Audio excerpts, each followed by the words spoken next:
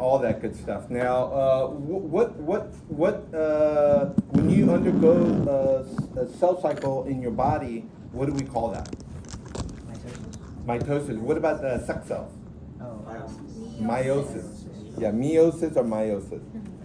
So, what is this? Hey, Luis, what is all this?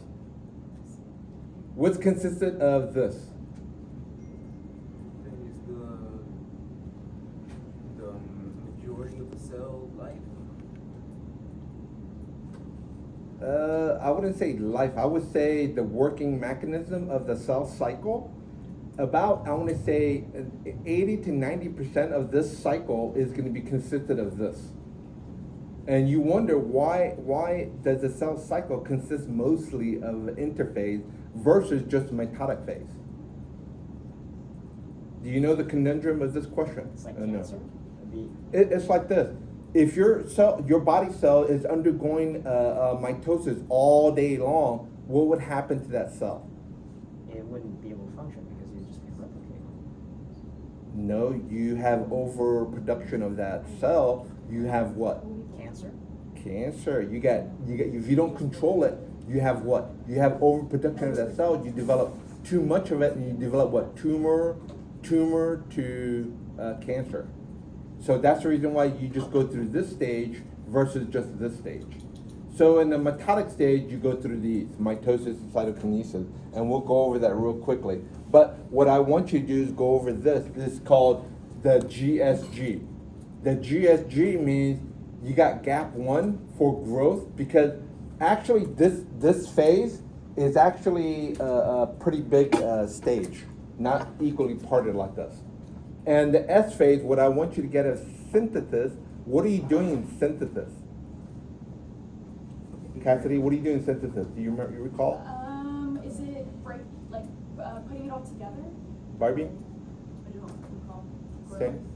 Growth? Yeah, well, it's called growth, but what does it mean? DNA synthesis? Yeah. Putting something together. Yes? Combining the DNA to make the cell, Yeah, but what are you doing to it? tying it all together. Yeah, what are you doing to it? Creating Yeah. DNA? You're duplicating. You're duplicating. Duplicating. That's the key word. Everybody. And S phase, you write it down if you don't know, or go back and review it. S phase, you do duplication. You prepare the chromosome.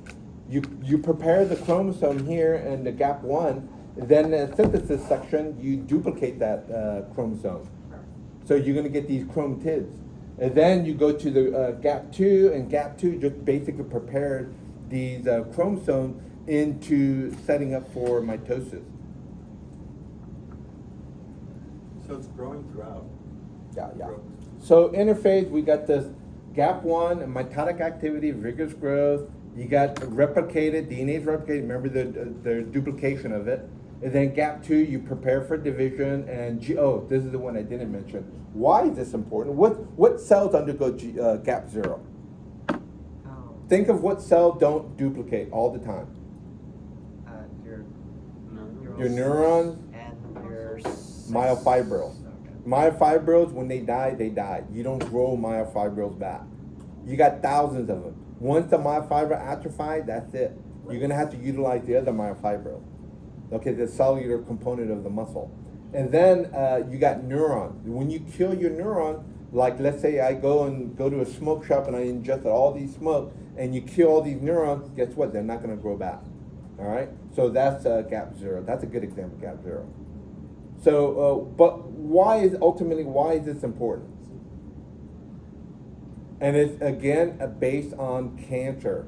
If you let cell continue to grow and grow and grow, guess what, guys? It don't do what? It don't stop, and it's going to continue replicating, and then you're going to have an overabundance of that particular cell that's going to turn to a tumor, or it's going to turn to a cancer cell. That's why it's important. That's why you got the gap 0 for. So in the DNA replication, you get the production of the duplication of the DNA copy. So the DNA helix begins unwinding, nucleus, and what? I'm not going to ask you all these. Here it is. It's actually there. When you have a replication fork, have you seen those replication forks where you make copies of the DNA like this? Yeah, and then one. Yeah, you got DNA here like this, and then here it opens up. So the direction is going this way. And this how it is all intertwined. Now this right here, that's helicase. Helicase does what? It unwinds this loops and coils inside this DNA structure, because you know that these are semi-conservative DNA structures and they're anti-parallel, and they're all wind up like this. And in order to unwind them so they can make copies of this DNA, you need to put a protein, some kind of enzyme, to open this up. And that enzyme is called helicase. So make sure you have that down. That's a big terminology on helicase. There's actually a big topic on helicase, what it does. So basically what it does is it untwists or uncoils these double helix and expose the complementary strand. Now, what's important, like we know that inside these cells, there is, what are these called? What are these called? What are these called? These little, Adenine, guanine. Oh. what are they called? Amino acid, no. What are these guys called? Guanine, cytosine, adenine, thymine. What are they called? Yusra. What is it called? Excellent. Thank you very much. Thank you very much. It's all coming back. Yusra, how are nucleotides bonded here? A to T plus G to C. The weakest link of your bonding, chemical bond. What is the weakest link? How do I know specifically? Huh? Hydrogen? Excellent, Kate. Excellent. Hydrogen bond. They're the weakest. That's why I told you when you have abundance of it, they're pretty strong. Okay, so there are a lot of hydrogen bonds. This is what I want you to write down here, and I didn't do it on here.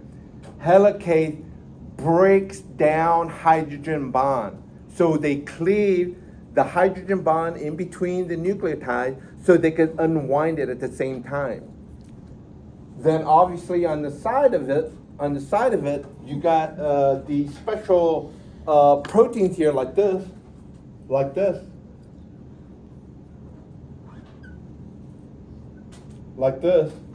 This is exaggerated form. So this little protein here, these proteins are called SSB. And that SSB stands for single-stranded single-stranded bonds. And what that does is, what they do is they get these one side of this double helix, and they keep it patently open, because without these SSB, guess what happens to them? They collapse and recoil, because these helix on these sides, they want to recoil and they want to twist back again. If you don't keep it patently open, are they going to be able to make a transcription? They're not. They're going to have to be kept open. So these are the SSBs. Okay? And then these are what? Protein. Helicase. Helicase. They're both enzymes. Helicase. Right there, helicase.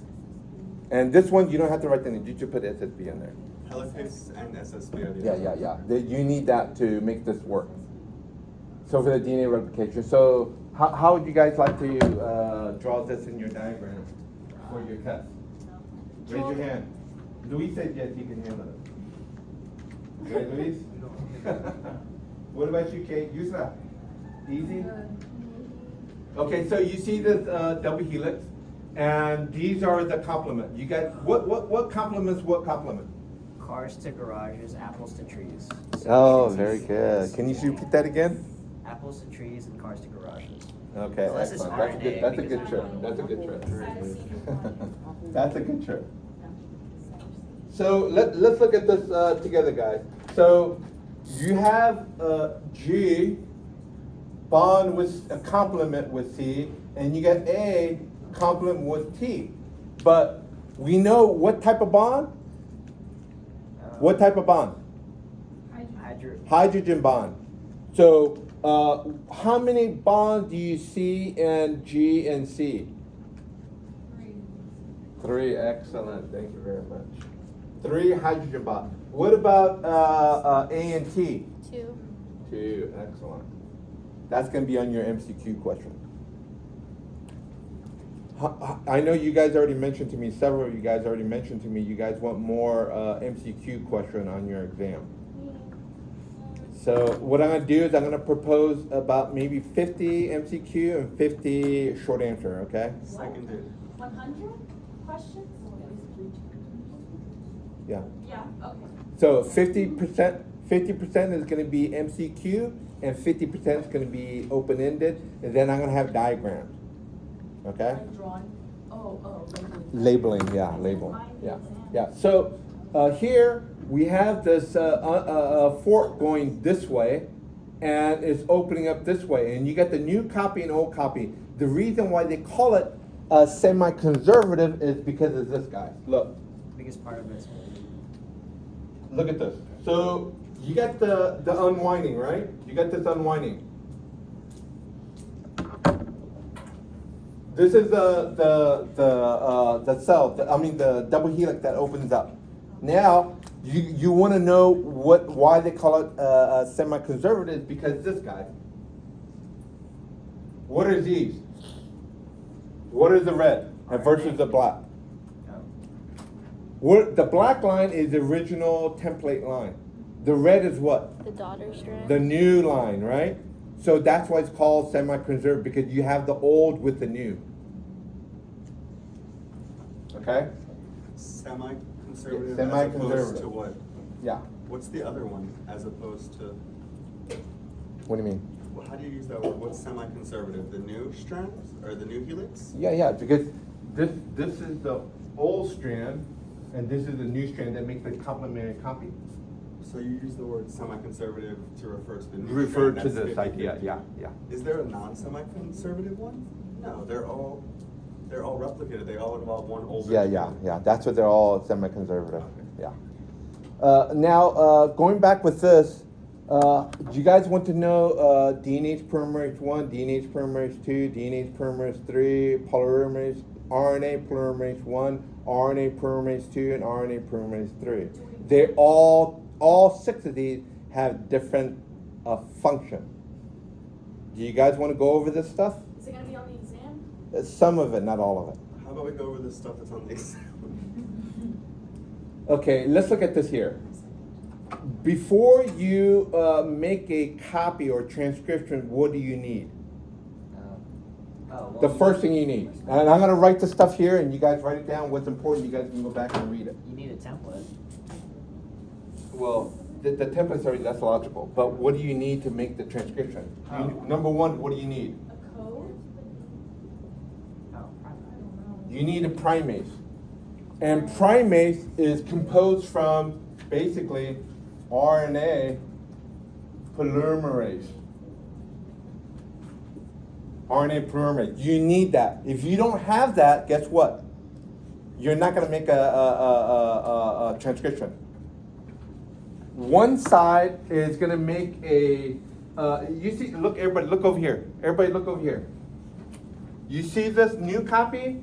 It's one single line. What do we call that one single line? Leading strand. Leading strand. Over here, why is it called lagging strand? That's because another it thing. goes by sections. By section. Why did it go in section though? Oh, it's So if you get the DNA here, this DNA is 5 prime to 3 prime. And then it will This wrap around. is anti-parallel. And this end is going to be 3 prime to 5 prime. Here.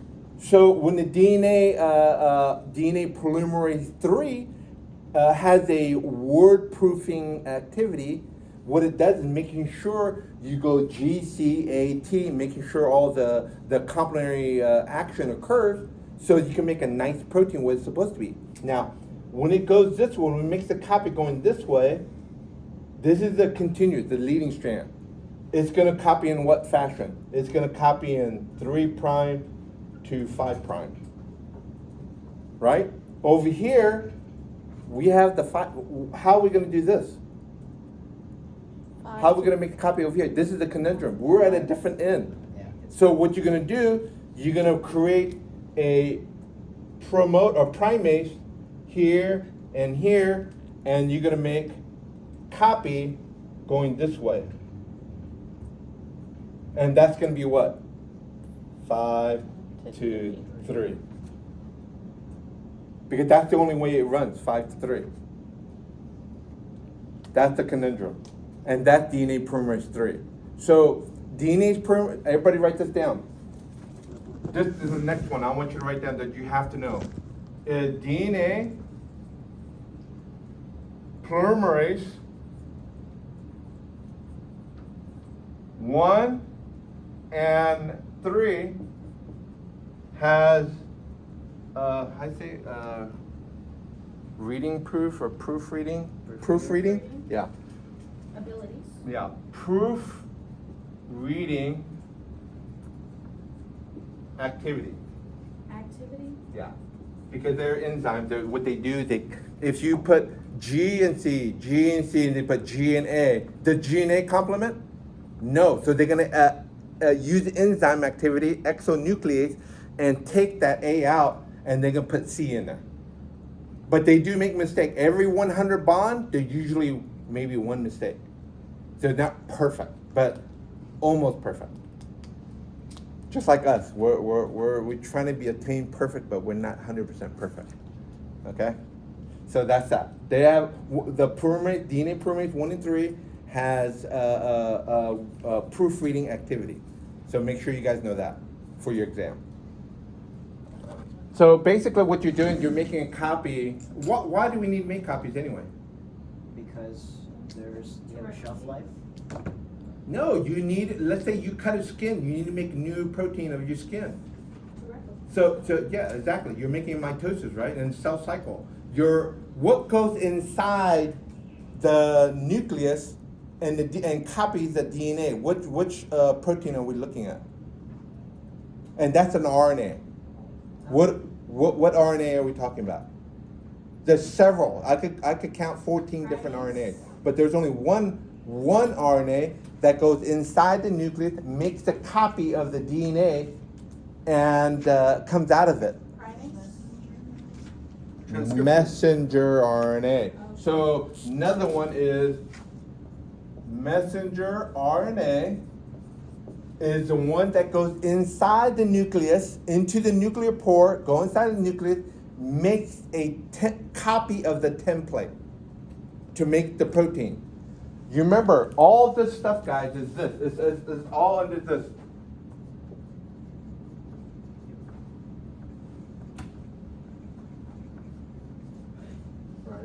Central dogma, you got DNA going to RNA, going to making protein. And here we have transcription, and here we got translation to make the protein. So this two items, you need to know this. So the messenger RNA goes into the DNA, makes a copy of that template, comes out of it, of the nucleus, goes in the cytoplasm, and then goes to the ribosome.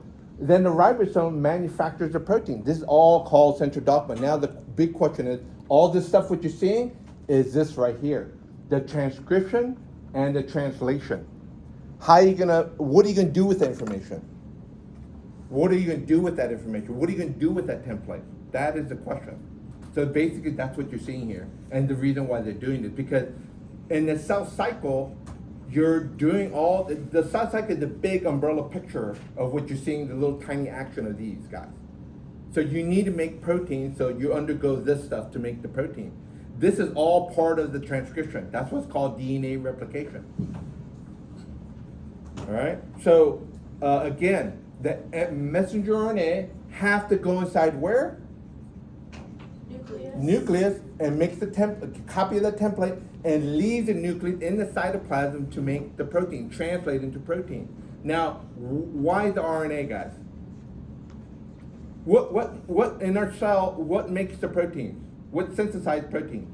Ribosome. Ribosome. Where does ribosome come from? Inside the plasma ribosomes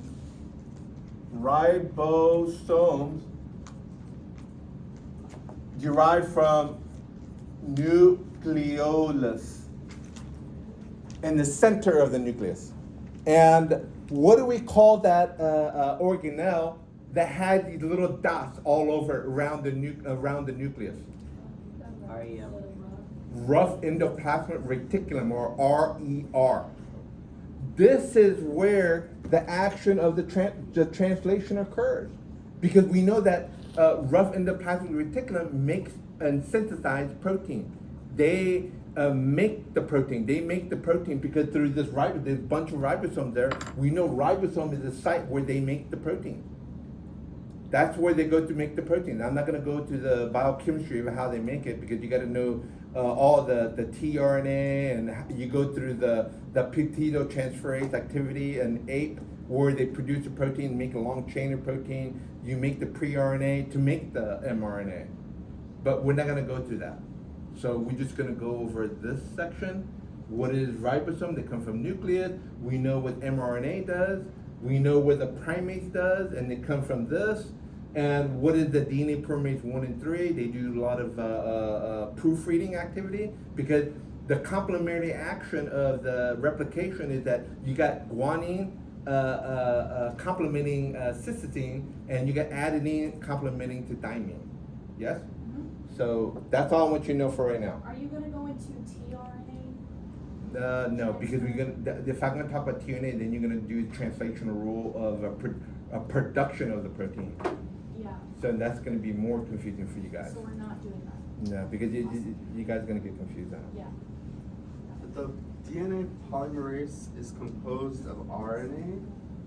I'm sorry, the primase is composed of RNA polymerase? Yeah. I wrote it right here. Yeah. And after you make the copy, what do you think? Take care of this area? How do you get rid of this? Because you don't want to continue making and not stop. What are you gonna do to stop it? Oh, so there's DNA polymerase 1. DNA polymerase 1 stops it. It takes away the primate. Do you guys know what codon means? Hold on. Yeah, codon is 3 nucleotides. The little section of 3 nucleotides, right? So codon, everybody got this down? Yeah. Yeah. Okay. So codon is 3 set of nucleotides. it'd be Right? One, look at each codon represents what? a bunch. Amino acid. How many amino acids do we have in our body? A lot. 20. Some polar, some non-polar. Thank you very much, Francis. That's fine. But So, guys, so you need to know 4 codon. You don't have to remember all of them, but you need to know some of them. So the most important one is this. UGA. UAC. Oh, AUG. AUC. AUC? AUC. Why AUC? that's the start of it, right? That amino acid is called methionine. Everybody know how to spell methionine? Or do I need to spell it? Please spell it. Methionine. Why is that methionine important? It's the only one that starts. So. That's when it starts. That's to indicate you need to make transcriptions. You need that codon. You spelled it wrong. It's I did? Yeah, it's METHIONINE. Oh, without the O? It's it's meth, like the drug, I-O, and then 9 like the number. Oh, okay, I did spell it wrong. He's like, y'all know how to spell it, right? Methionine, right? Yeah. Yeah. Okay, methionine. Something like that. Yes, Kate. I thought a codon was just one set of 3. Yeah, 3 sets of nucleotides. 3 And so sets of it's 9 nucleotides. nucleotides in one codon? Yeah, just AUC, yeah. No. Huh? Okay, I get it. Oh, yeah. Yeah. It's AUC. Remember, A with the T, U is the A, and then C is with It, G. I thought it's G. Huh? It's AUG. AUG? Yeah. Oh, shit, yeah. Yeah, What does AUG mean? Is that- AUG. It's that like a methionine. new- It's like, it's AUG. specifically methionine. AUG. But is it like like it indicates what it's made of? Why is it not No, like no, MCH? It's because it reads methionine, that protein. This is the chart right here. Yeah. Oh, it's, okay, based on Yeah, yeah. amino acids. Professor, Thank you, Carlos. before we start cell division, can we have a break to go to the restroom? Okay, yeah, go. Yeah, I'm going to. And then I'm gonna write the other. Which is the stop code?